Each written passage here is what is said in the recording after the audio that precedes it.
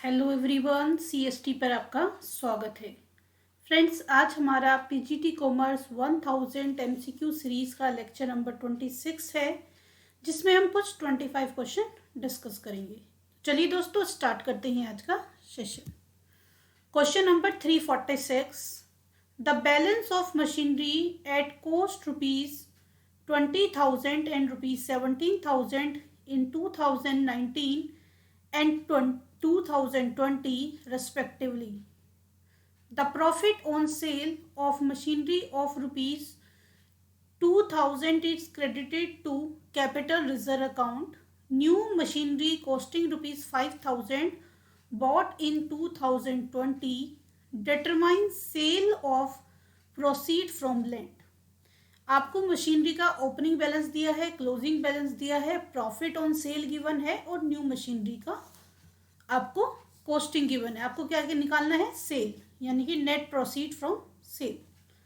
क्या होता है एसेट के अकाउंट में? सबसे पहले आपको एसेट के अकाउंट का क्या पता होना चाहिए? फॉर्मेट पता होना चाहिए। तो अगर हम एसेट के अकाउंट के फॉर्मेट की बात करते हैं तो एसेट अकाउंट कैसे बनता है आपका? डेबिट साइड में क्या रहता है हमारा? डेबिट साइड में हमारा रहता है to balance brought down, credit side में बाय बैलेंस कैरिड डाउन।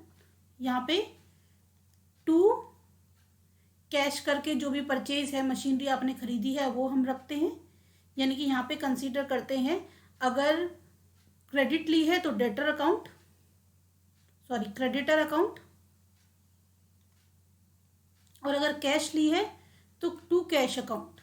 ये किसके लिए होता है? Purchase of new asset. Then इधर क्या होता है?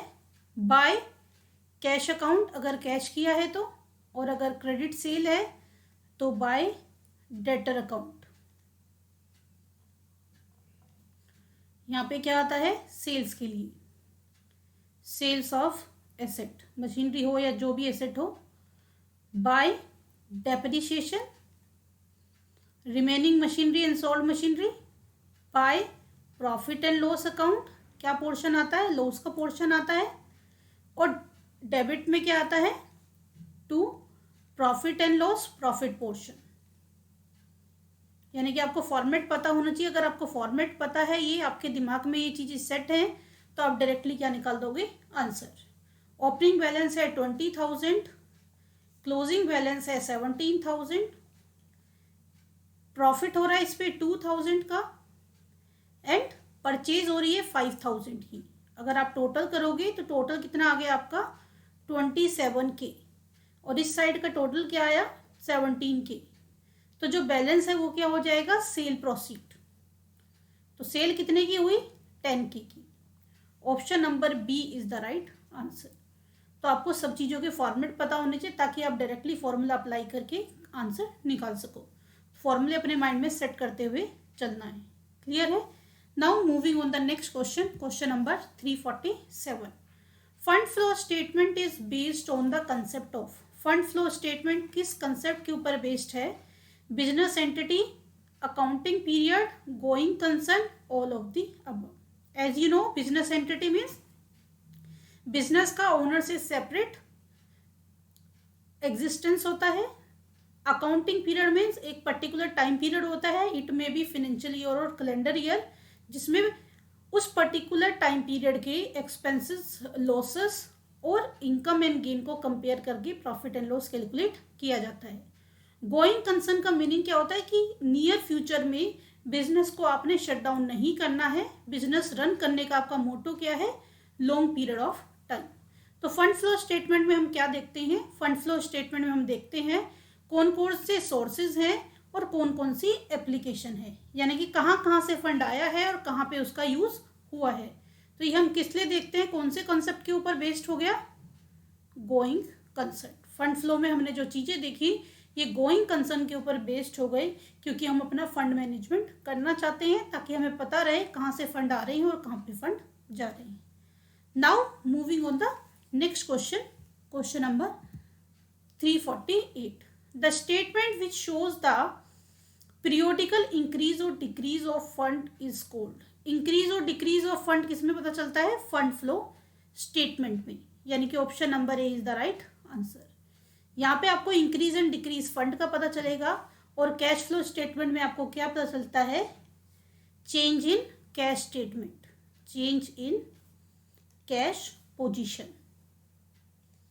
कि भाई स्टार्टिंग में आपके पास इतना कैश था, कैश का इतना बैलेंस ब्रोट डाउन था, उसके बाद आपने बहुत सारी एक्टिविटीज़ की, तो आपने उस एक्टिविटीज से क्या प्लस क्या माइनस हुआ और फिर कैश का ये क्लोजिंग बैलेंस बचा है।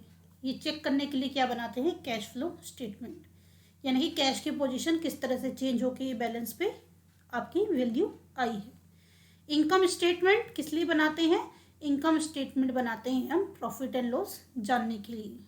और वर्किंग कैपिटल क्या होता है? वर्किंग कैपिटल होता है बिजनेस के डे टू डे एक्टिविटीज़ के लिए जो कैपिटल रिक्वायर्ड होती है। और इसको कैसे चेक करते हैं? Current assets minus current liability. Clear है?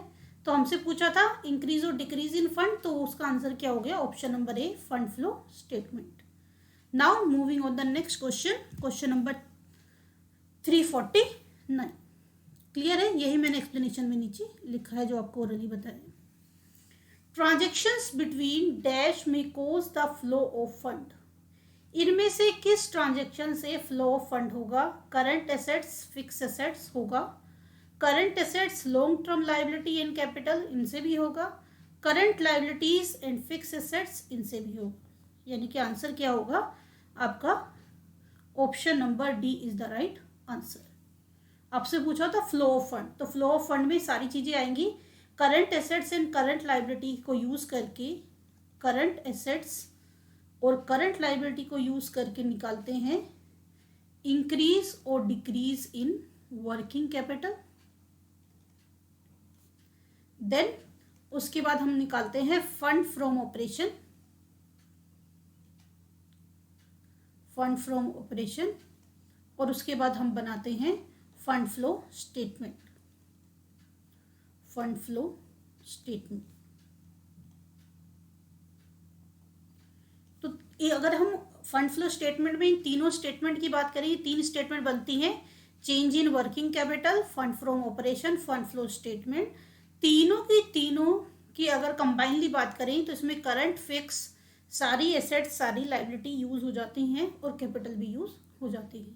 क्लियर? तो यहाँ पे क्या हो जाएगा? Option number D is the right answer. Moving on the next question, question number 350।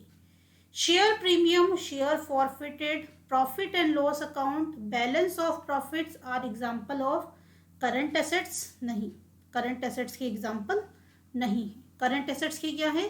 Cash, debtors, prepaid expenses, ठीक है ना, एक्रूड इनकम, वो किसके एग्जाम्पल हो गए? सारे करंट एसेट्स के। परमानेंट लाइबिलिटी का मतलब क्या होता है? Non current liability, non current liabilities. अगर हम बात करें share premium, share forfeited, balance, profit and loss account, balance of profit, तो ये क्या है? आपकी परमानेंट लाइबिलिटी है। और ये बैलेंस शीट में नॉन करंट लाइबिलिटी के नीचे, हेड के नीचे अदर नॉन करंट लाइबिलिटी में हम लोग शो करते हैं। क्लियर है?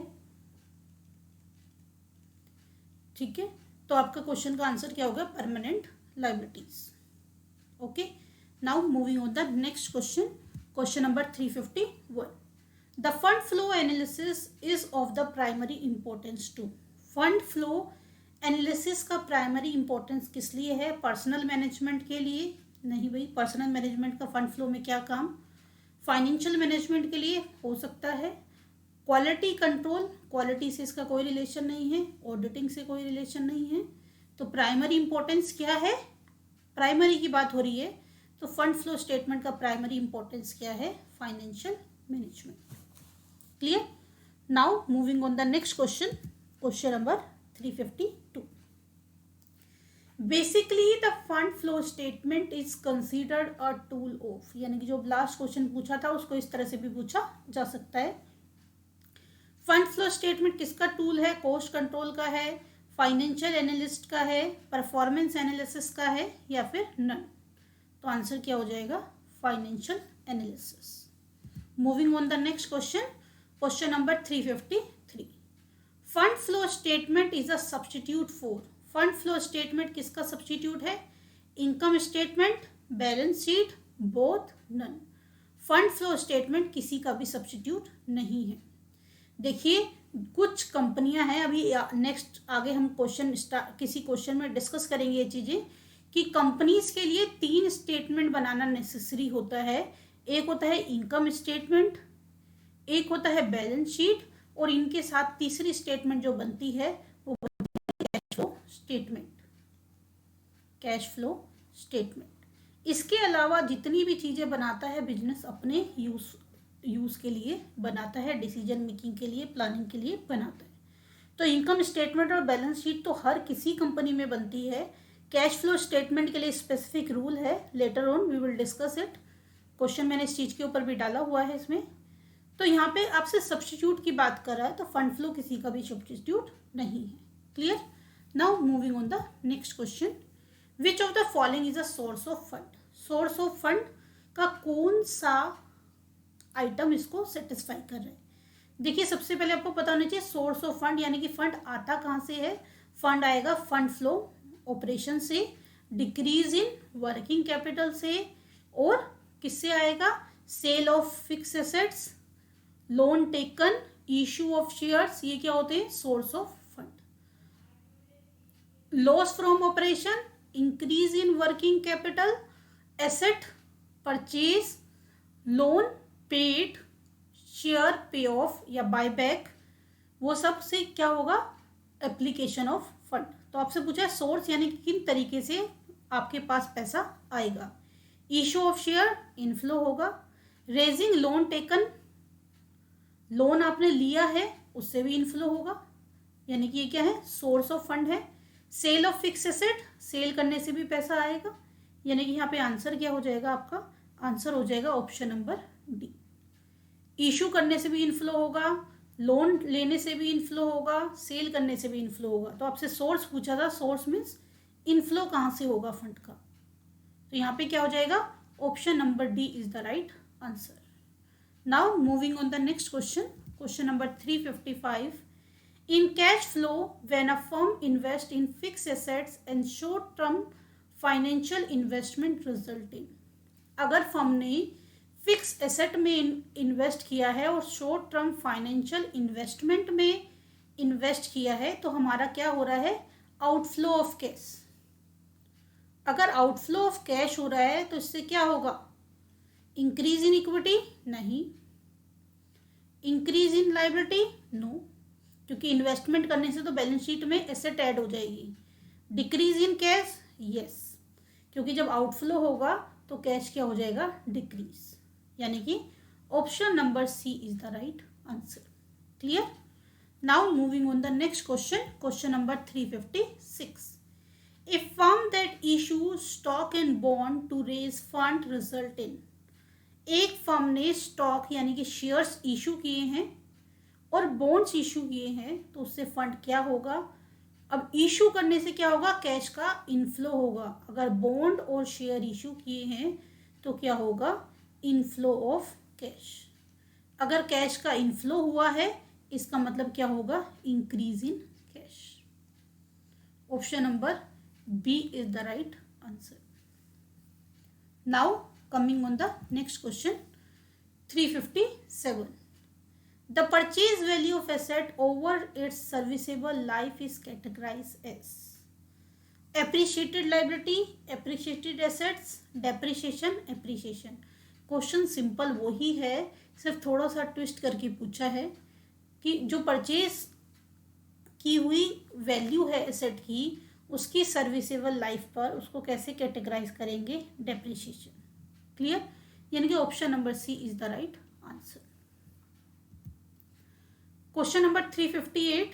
The statement of cash flow clarify cash flow according to. जो कैश फ्लो स्टेटमेंट है वो इनमें से किसके बेस पे कैश फ्लो निकालती है? Operating and non operating flow, inflow and outflow, investing and operating flow, non operating flow, operating, investing and financing activity. देखिए जो कैश फ्लो स्टेटमेंट है वो बिजनेस की पूरी एक्टिविटीज, बिजनेस के इनफ्लो और आउटफ्लो को 3 पार्ट में डिवाइड कर देती है, ऑपरेटिंग, इन्वेस्टिंग, फाइनेंसिंग। आपको फॉर्मेट पता होना चाहिए, फॉर्मेट नहीं पता है तो थोड़ा सा इनका बेसिक आप जान लीजिए। फाइनेंसिंग एक्टिविटी क्या होती है? Issue of shares and debentures, loan taken, यहां से क्या होगा? इनफ्लो होगा। आउटफ्लो कैसे होगा? बायबैक ऑफ शेयर, जो उसने शेयर इशू किए थे उनको वापस परचेज कर लिए। Redemption of share,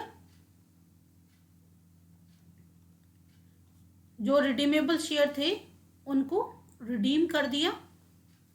then payment of loan,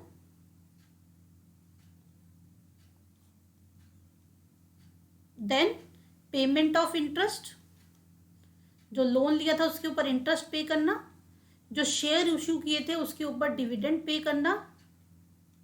इनसे क्या होगा? आउटफ्लो। क्लियर है? तो ये क्या है? Financing activity. अगर इन्वेस्टिंग एक्टिविटी की बात करूं तो इन्वेस्टिंग एक्टिविटी में क्या आएगा? एसेट को परचेज और सेल करने वाली एक्टिविटीज। अगर मैं बात करूं इनफ्लो की तो इनफ्लो किससे होगा? Cell of fix assets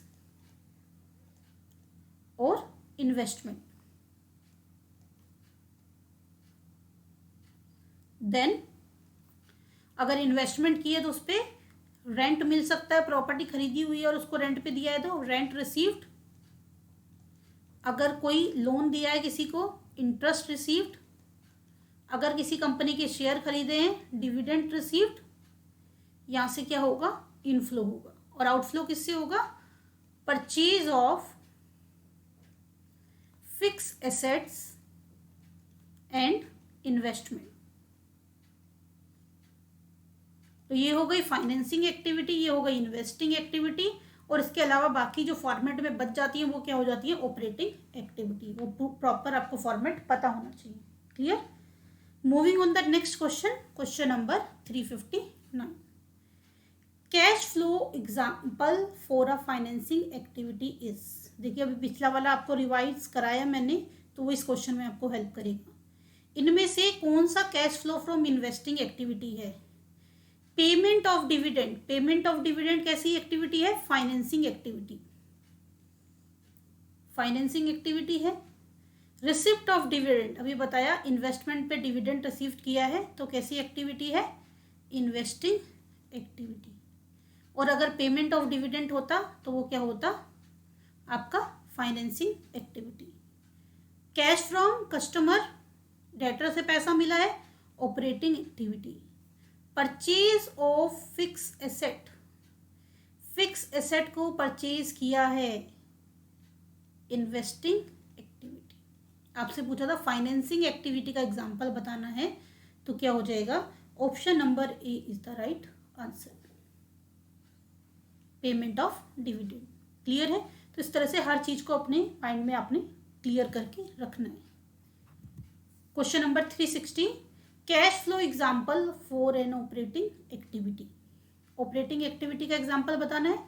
purchase of own debenture, debenture को खुद को बायबैक कर लिया, परचेज कर लिया, इसको क्या बोलेंगे? फाइनेंसिंग एक्टिविटी का outflow. Sale of fix asset, fix asset को बेच दिया, इन्वेस्टिंग एक्टिविटी का inflow. Interest paid on term deposit by a bank, bank ने टर्म डिपॉजिट के ऊपर इंटरेस्ट पेड किया है, ऑपरेटिंग एक्टिविटी। एंड आपने क्योंकि टर्म डिपॉजिट है तो इन्वेस्टमेंट अगर आपने की हुई है तो एक तरह से वो इन्वेस्टमेंट की है। Issue of equity share, financing activity. तो आपसे पूछा ऑपरेटिंग एक्टिविटी का एग्जाम्पल, तो आपका अगर पता है तो आप आसानी से बता सकते हो, क्या हो जाएगा? Option number C is the right answer. Moving on the next question, question number 361। The objective of cash flow statements are, analysis of cash position, yes होता है, क्योंकि कैश फ्लो स्टेटमेंट से हम ये देखते हैं कि किस तरह से कैश का इनफ्लो और आउटफ्लो हो रहा है। Short term cash planning, yes ये भी होता है, क्योंकि अगर शॉर्टेज है कैश की तो उसकी अरेंजमेंट करनी पड़ती है। इवेल्युएशन ऑफ लिक्विडिटी, ऑब्वियसली ये भी है, क्योंकि कैश की पोजीशन जान के हम लिक्विडिटी को देखते हैं बिजनेस की। Comparison of operating performance, obviously this is also the example of cash flow. तो आंसर क्या हो जाएगा, A B C D, option number D is the right answer. Clear. Now moving on the next question, question number 362। In cash flow statement the item of interest is shown in. अब किस चीज के ऊपर interest है ये नहीं बताया। अगर आपको इस तरह से क्वेश्चन दिया है, इंटरेस्ट किसी चीज के ऊपर नहीं है, ये नहीं बताया जाता, तो ये आपका फाइनेंसिंग और इन्वेस्टिंग एक्टिविटी में आएगा। क्योंकि अगर इंटरेस्ट रिसीव्ड है तो वो कहाँ आएगा, इंटरेस्ट रिसीव आ जाएगा इन्वेस्टिंग में। और अगर क्या है, इंटरेस्ट पेड है तो वो कहाँ जाएगा आपका, फाइनेंसिंग एक्टिविटी में। आई एम रिपीटिंग, अगर इंटरेस्ट पेड है फाइनेंसिंग एक्टिविटी, इंटरेस्ट रिसीव्ड है इन्वेस्टिंग एक्टिविटी। तो आपको सिर्फ इंटरेस्ट वर्ड दिया है और कुछ नहीं लिखा हुआ, तो हम इसको कहाँ ट्रीट करेंगे, both B and C. Option number C is the right answer. Clear. Now moving on the next question, question number 363। Cash flow statement is based upon, cash flow statement किसके ऊपर बेस्ड है, cash basis, accrual basis, credit basis, not the above. किसके ऊपर base है, cash basis, क्योंकि हम cash की position देखते हैं और वही आइटम लेते हैं इसमें जिसमें कैश का इनफ्लो और आउटफ्लो हो रहा है। Now moving on the next question, question number 364। As per accounting standard 3 cash flow statement is mandatory for. Cash flow statement जो है अकाउंटिंग स्टैंडर्ड 3 के अकॉर्डिंग बनाई जाती है। तो अभी मैंने आपको कहा था कि 3 फाइनेंशियल स्टेटमेंट बनाना जरूरी होता है, income statement, balance sheet and cash flow statement. तो जो इनकम स्टेटमेंट है और बैलेंस शीट है वो तो सभी ऑर्गेनाइजेशन को बनानी होती है, लेकिन कैश फ्लो स्टेटमेंट किनके लिए मैंडेटरी होती है, ऑल एंटरप्राइजेस नहीं।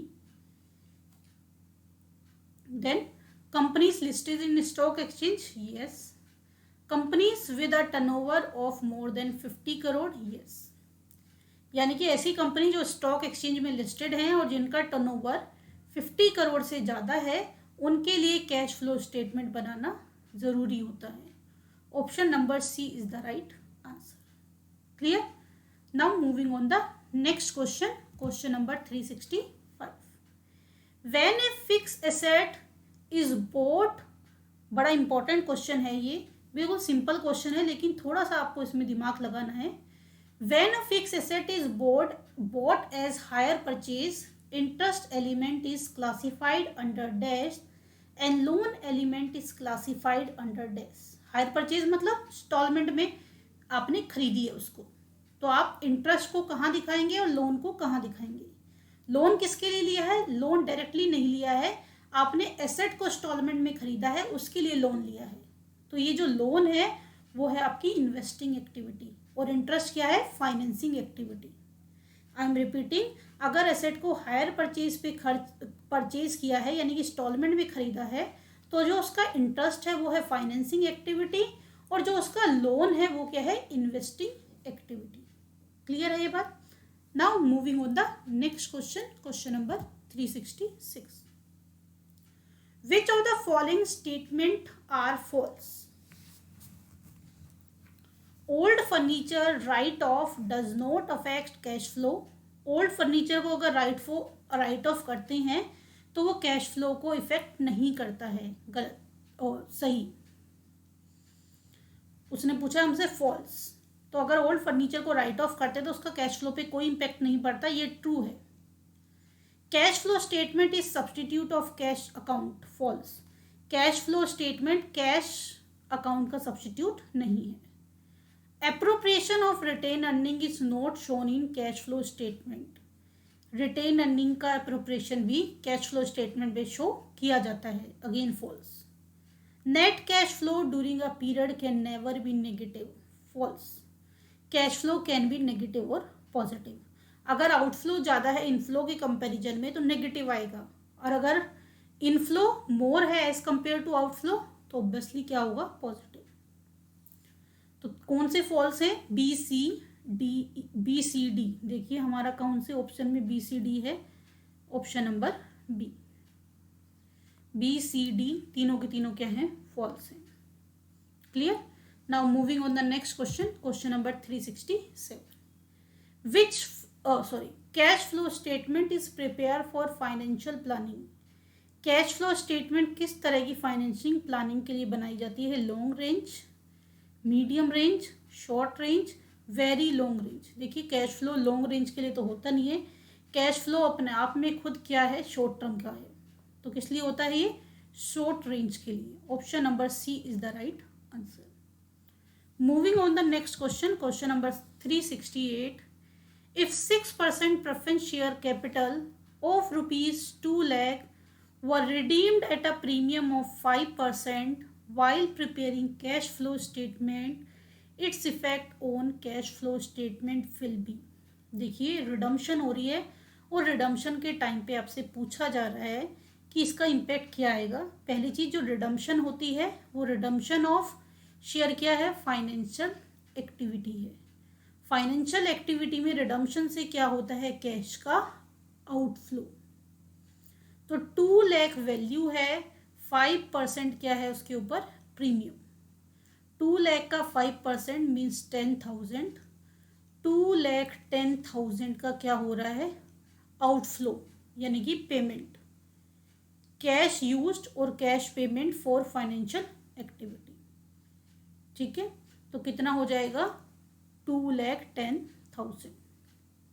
Option number C is the right answer, क्योंकि प्रीमियम के साथ उसको पे किया जा रहा है, इंटरेस्ट को इसमें कंसीडर नहीं करना है।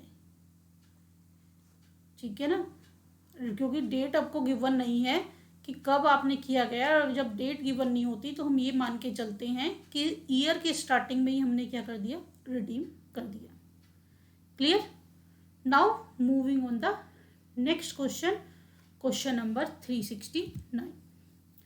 Where will you show purchase of goodwill in a cash flow statement.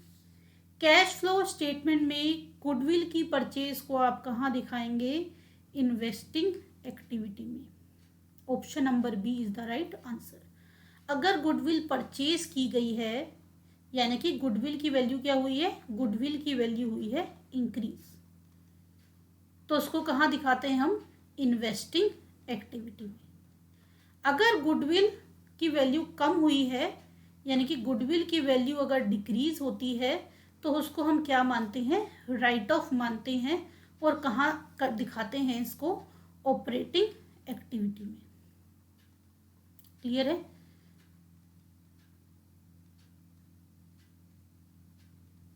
कहाँ दिखाते हैं इसको, ऑपरेटिंग एक्टिविटी में। कब दिखाते हैं, जब गुडविल की वैल्यू कम होती है, और जब गुडविल की वैल्यू ज़्यादा होती है तो उसको कहाँ दिखाते हैं हम, investing activity. Clear. Now moving on the next question, question number 370। As per accounting standard AS3, provision for taxation should be treated as. जो प्रोविजन फॉर टैक्सेशन है उसको कहाँ पे ट्रीट किया जाता है, as a current liability, as an appropriation of profit, either A and B, none of the above. देखिए current liability वो होता है जो एक बार कट करके रख के दूसरे साल के लिए रखा जाता है, लेकिन अगर नॉर्मल सिनेरियो में आपसे प्रोविजन फॉर टैक्सेशन की बात की जा रही है तो ये क्या है, एप्रोप्रिएशन ऑफ प्रॉफिट, यानी कि option number B is the right answer. Provision for taxation is an appropriation of profit. Clear. और जो एप्रोप्रिएट करके रख लिया जाता है, नेक्स्ट ईयर उसको यूज किया जाता है, एप्रोप्रिएट करने के टाइम पीरियड से लेके जब तक उसको यूज नहीं किया जाता वो क्या रहता है, करंट लायबिलिटी। क्लियर। तो दोस्तों ये थे आज के 25 क्वेश्चन। सेशन को लाइक कीजिए, अपने दोस्तों के साथ शेयर कीजिए। अभी तक आपने हमारा चैनल सब्सक्राइब ना किया हो तो चैनल को सब्सक्राइब कीजिए और नोटिफिकेशन के लिए बेल आइकन को प्रेस कीजिए। चलिए दोस्तों, मिलते हैं नेक्स्ट सेशन में। तब तक के लिए बाय बाय, टेक केयर।